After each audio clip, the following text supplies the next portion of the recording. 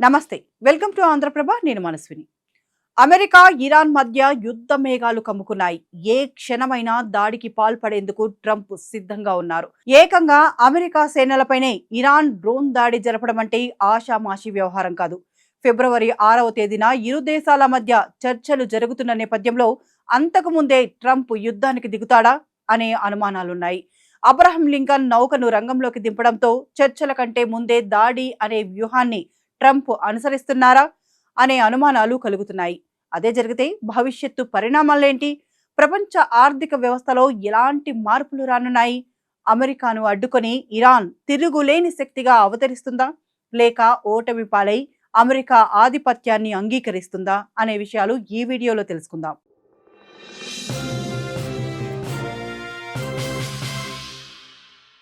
ఇరాన్తో వాణిజ్య ఒప్పందం చేసుకోవడానికి ట్రంప్ శతవిధాలా ప్రయత్నాలు చేస్తున్నారు. ఒకవేళ కుదరకపోతే యుద్ధం చేసైనా సరే తాను అనుకున్నది సాధిస్తానని చెప్తున్నాడు.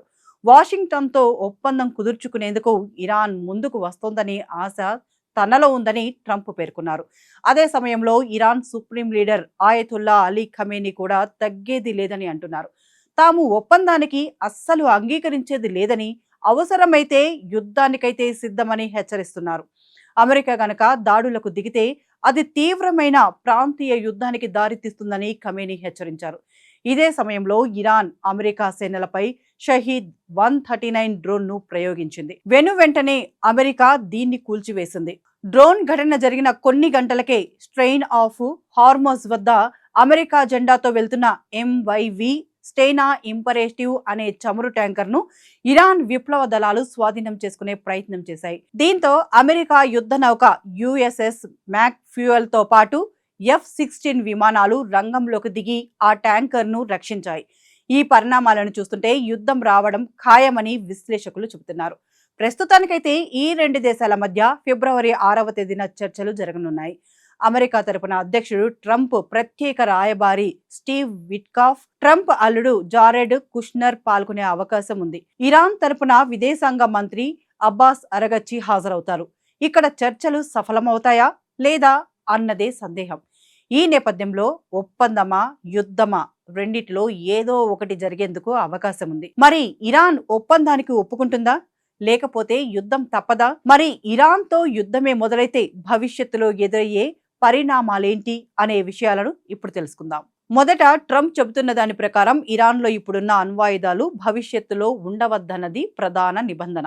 కొద్ది నెలల క్రితమే అమెరికా B-2 బాంబర్లు ఇరాన్పై దాడి చేశాయి. ఆ దేశంపై ఆపరేషన్ మిడ్ నైట్ హమర్ పేరిట చేసిన ఈ దాడిలో అణు సామర్థ్యం మొత్తం ధ్వంసమైంది. ఇరాన్కు గనక అణ్వాయుధాలు లభిస్తే మిడిల్ ఈస్ట్లో అది పవర్ చేంజ్కు దారితీస్తుంది. ఇరాన్ ఆధిపత్యం మొదలవుతుంది. అప్పుడు మిడిల్ ఈస్ట్ మొత్తం అస్థిరతకు దారితీస్తుంది. తద్వారా మిడిల్ ఈస్ట్లోని చమురు నిక్షేపాలన్నీ ఇరాన్ కంట్రోల్లోకి వెళ్ళిపోతాయి. అక్కడ ఖమేనీ నిర్ణయించేదే రేటు అవుతుంది. ప్రపంచమంతా తన గుప్పిట్లోకి వెళ్ళిపోతుంది. అందుకే ఇజ్రాయెల్తో పాటు అమెరికా కూడా యుద్ధానికి దిగింది. ఇరాన్లోని అణ్వాయుధ సామర్థ్యం మొత్తం ధ్వంసమైంది. తద్వారా భవిష్యత్తులో మళ్ళీ ఈ కార్యకలాపాలు మొదలైతే ఇరాన్కు అణ్వాయుధాలు అందుతాయి. అప్పుడు పరిస్థితి మరింత దిగజారుతుంది. అందువల్లే మొదట ఈ అణు ఒప్పందం కుదుర్చుకోవాలని ఇరాన్పై ఒత్తిడి చేస్తోంది. కానీ ఖమేనీ మాట వినడం లేదు. రీసెంట్ గా జనవరి 13వ తేదీన ఇరాన్ను మరింత దెబ్బ కొట్టడానికి ట్రంప్ సుంకాలకు తెరలేపారు. ఇరాన్తో వ్యాపారం చేసే దేశాలపై 25% వాణిజ్య సుంకాలు విధిస్తామని అమెరికా అధ్యక్షుడు డొనాల్డ్ ట్రంప్ ప్రకటించారు. దీంతో ఇరాన్తో వాణిజ్య సంబంధాలు ఎక్కువగా ఉన్న India, China, UAE, Turkiye, Iraq దేశాలపై గణనీయంగా ప్రభావం పడింది.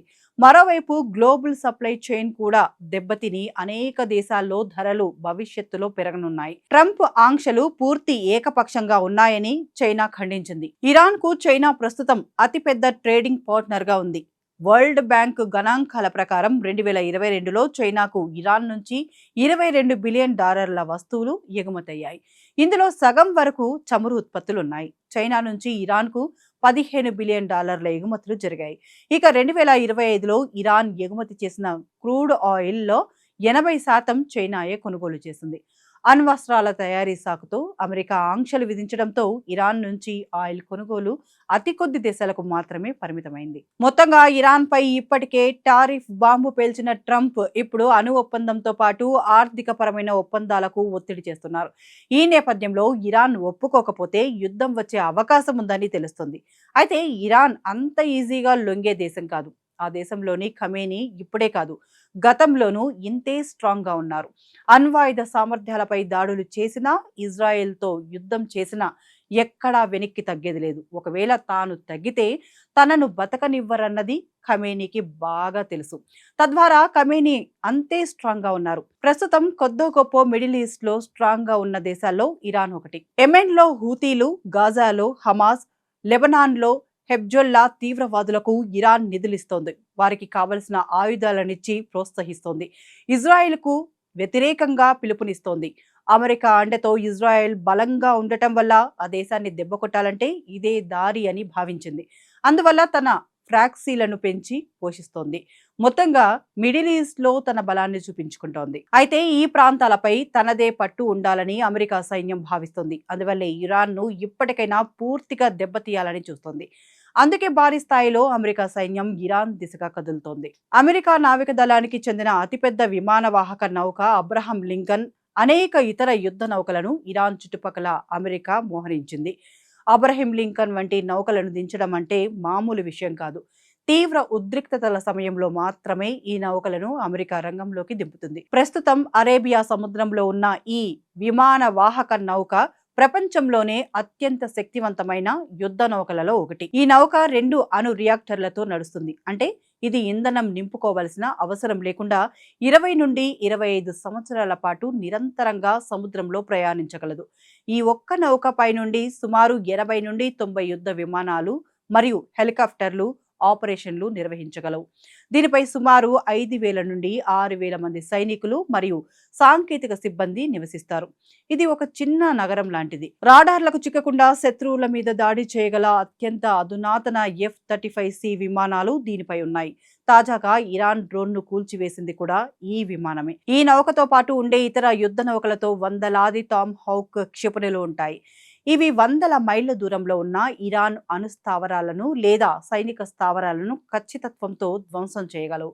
శత్రువుల నుండి వచ్చే క్షిపణులను గాలిలోనే కూల్చివేసేందుకు దీనిపై సీ-ఫార్మో, ఫలాక్స్ వంటి రక్షణ వ్యవస్థలు ఉన్నాయి. అమెరికా కేవలం ఒక నౌకనే కాకుండా ఇరాన్ను చుట్టుముట్టేలా భారీ నౌక బలగాన్ని మోహరించింది. ఇంకా ప్రాంతీయ ఉద్రిక్తతల దృష్ట్యా బ్రిటన్ టైఫూన్ ఫైరెట్ జెట్లు కూడా ఇరాన్ వద్దకు పంపింది. ముందు నుంచే అమెరికా దాడులకు గ్రౌండ్ ప్రిపేర్ చేస్తూ వచ్చింది. ఇరాన్లో ఉన్న అమెరికా పౌరులను సురక్షితంగా స్వదేశాలకు తిరిగి రావాలని సూచించింది. అత్యవసర పరిస్థితుల్లో సహాయ కార్యక్రమాలు చేపట్టేందుకు వీలు ఉండదని ముందుగానే సర్దుకోవాలని హెచ్చరించింది. మొత్తంగా చూసుకుంటే ఇరు దేశాల మధ్య ఉద్రిక్త వాతావరణం చాలా పెరిగిపోయింది. ఈ నేపథ్యంలో యుద్ధమే జరిగితే ప్రపంచంలో అనేక విపత్కర పరిస్థితులు ఏర్పడతాయి. ఇప్పుడిప్పుడే బంగారం, వెండి ధరలు మెల్లిమెల్లిగా తగ్గుతున్న సమయంలో ఈ యుద్ధం మొదలైతే మళ్లీ వీటి ధరలు పెరిగే అవకాశం ఉంది. అరేబియా సముద్రంలో వాణిజ్యంపై ప్రభావం పడుతుంది. ఇరాన్లోని చబహార్ పోర్టు చాలా కీలకమైనది. అక్కడి నుంచే భారత వాణిజ్య నౌకలు ప్రయాణిస్తుంటాయి. దీంతో భారత్లోనూ ధరలు పెరగవచ్చు. తద్వారా నిత్యావసరాలతో పాటు మన దేశపు స్టాక్ మార్కెట్లపైన ఇది ప్రభావం చూపిస్తుంది. సో మొత్తంగా చూసుకుంటే ఇప్పుడు రష్యా, ఉక్రెయిన్ మధ్య జరుగుతున్న యుద్ధం వల్ల ప్రపంచం ఏ విధంగా అయితే ప్రభావితమైందో అదే తరహా ప్రభావం ఇంకా పెరగవచ్చు. అయితే ఇక్కడ అమెరికా నైతికత పైన ఒక ప్రశ్న తలెత్తుతుంది. రష్యాపై యుద్ధం విషయంలో అనేక ఆంక్షలు విధించింది. ప్రపంచంలో యుద్ధం అనేది ఉండకూడదని చెప్పిన అమెరికా ఇప్పుడు ఇరాన్ విషయంలో యుద్ధ మేఘాలు కమ్ముకునేలా చేసింది. సో ప్రపంచంలో నైతికత, అనైతికత అనేది ఏమీ లేదు. బలమైన వాడిదే రాజ్యమని ట్రంప్ నిరూపిస్తున్నారు. మరి ఇది భవిష్యత్తులో ఎటువైపునకు దారి తీస్తుందన్నది తెలియాలంటే వేచి చూడాల్సిందే.